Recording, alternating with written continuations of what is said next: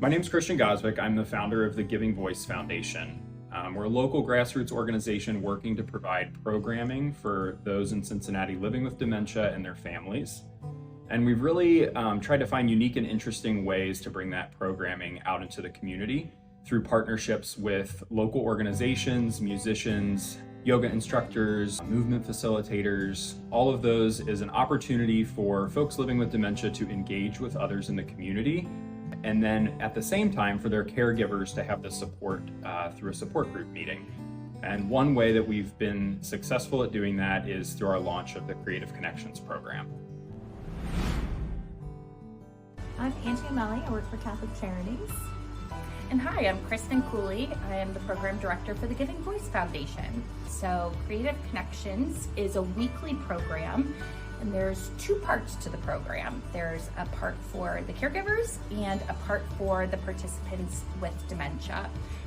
So while the participants living with dementia are having a music and movement class, the caregivers are doing a support group in an adjacent room.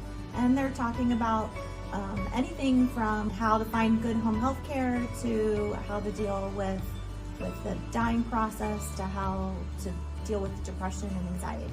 And then the music and movement group is usually there's somewhere between 15 to 20 people with dementia, various stages of dementia. And they have two facilitators, a local musician and a local movement instructor. And for 90 minutes, they're weaving in and out of music and movement to offer the opportunity for exercise and social connection with the participants.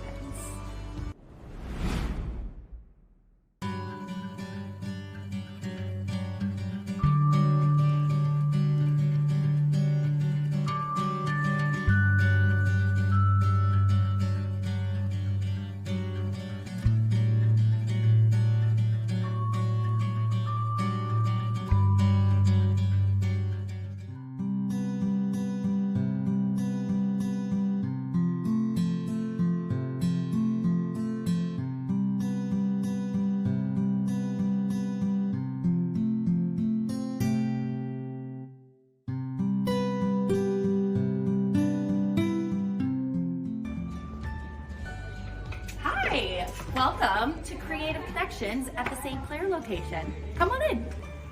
So as you'll see, this is what you're first going to see when you walk in. Over here is the check-in and where the caregivers are going to meet, and then I'll show you where the music and movement happens. Well, come on, let me show you where the music and movement happens. So here's where the magic happens. This is where the musician and the movement instructor will start guiding people through some exercises and some fun music. Some of the things you might see while you're volunteering in the room with people living with dementia, you might see people who are distracted and not sure how to follow the instructions. So sometimes as a volunteer, you might want to redirect them gently back to the activity that we're doing, or maybe modify the instructions to something that they can understand. Yep, you'll definitely see, and sometimes it's a beautiful thing when they get redirected or kind of fixated on something. Like they may see one of their friends and kind of get focused and want to hold hands or hug their friend, which is great. We want that connection as long as it's welcomed by the other participant. If you're starting to see it become a distraction, that's when we would gently kind of tap their arm and direct them back to their seat. Another behavior that you may see is needing to go to the bathroom. So because these are folks with dementia, we want to make sure that we're guiding them into the restroom so they're not getting lost or distracting the other caregiver group. One of the things about volunteering is you do not help with the toileting care though. So if someone needs toileting assistance, make sure you go grab their caregiver.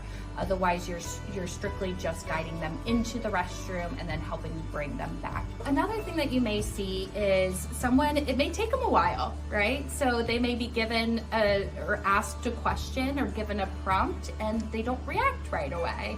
And our immediate reaction is to want to step in and kind of fill in the blanks for them. It's okay to pause for a minute, give them a moment to think about it.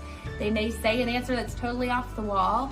And part of this is almost like improv, like you're meeting them where they're at. So you'll see some examples where there's a prompt to march in place and someone's flapping their arms like a bird, and that's okay. So what do? We meet them in their reality and we start flapping our arms like a bird too. Like, that's the right thing. That was the exercise that we were looking for. So one of the best things you can do is to kind of mimic what the person with you is doing. So regardless of the instruction, or to show them how to do something by doing it yourself. So participating with them is how you're going to get them to engage, because they're going to maybe copy you. So if they didn't quite understand that we're raising our right arm right now, but you're raising your right arm, they're going to follow and do what you do.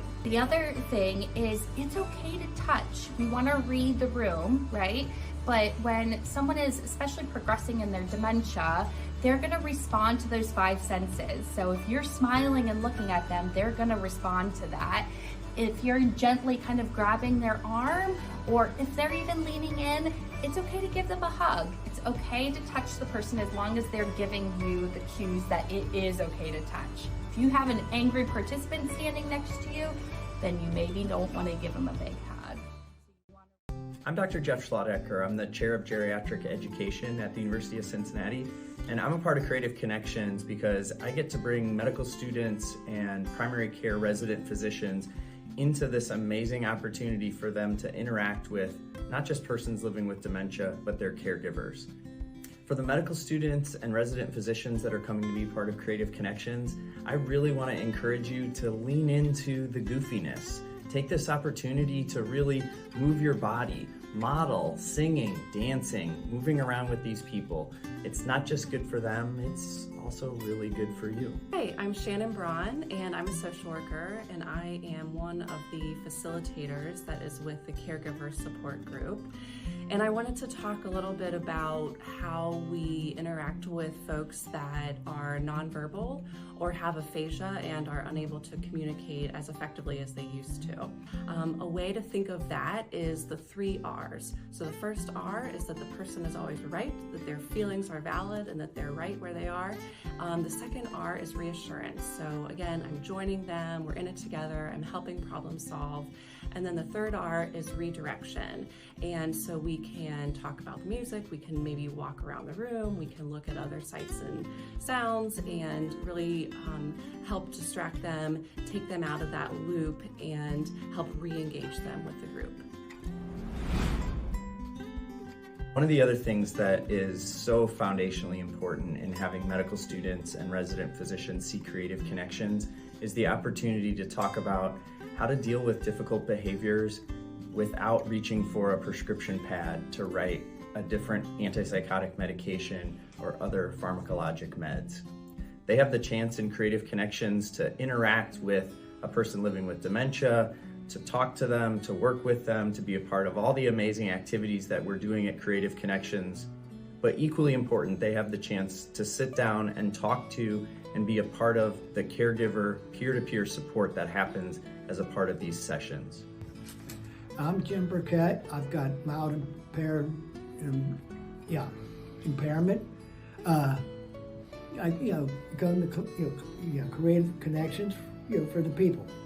Hi, I'm Aurelia Burkett, Jim Burkett's wife, and when he was diagnosed 3 years ago with mild cognitive impairment, the first place that we started going was Creative Connections, and it was just wonderful to see him come to life with the programs that they do and all the different things.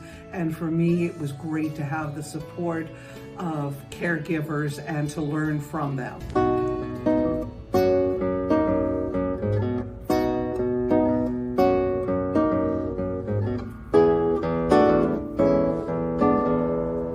Hi, I'm Richard Goring.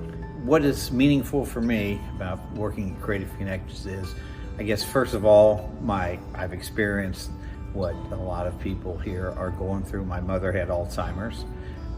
As a matter of fact, that's how I met Kristen. She counseled us at one point, counseled the family. And it's a way of giving back.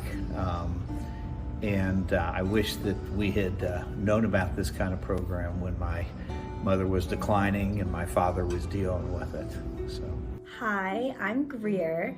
So I started volunteering just to get some service hours, and then I slowly realized how easy it was for me to open up and be comfortable just around this community, and also just to meet new people in Cincinnati since I'm not from here. I definitely built some great relationships, some fabulous relationships, and met some really fun friends from this all. I just love coming here for Creative Connections. I've made a wonderful group of friends, but also the music makes me feel good, especially when I remember the words to old songs.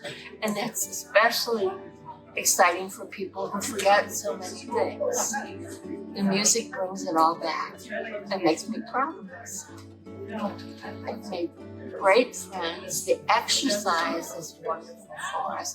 The stretching and the moving, gotta be good. And we have a really good time here. It's wonderful. I always tell everyone Monday is my favorite day of the week.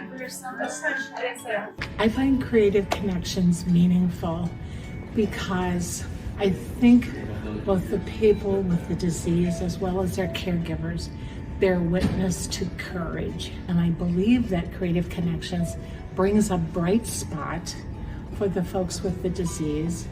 And then the caregivers, they learn from each other. They engage, they have social connections.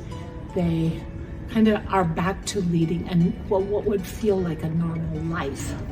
Hannah, what do you like about coming here? I like lovely people that like each other. Well, I've learned a lot over the years, just, with the fellowship in the circle of, hey, this worked for me and that didn't work, and what nursing home was going to be a good one, and what do you look for, and there was just a wealth of information. And there's times when you just commiserate. People need to vent, and if you vent with people that understand what you're saying, it's a whole lot better than venting with people that don't have a clue. And we made some really good friends. We even have a meeting at our house once a month and have an ice cream social. It's just, there's something about being with folks that know what you want for.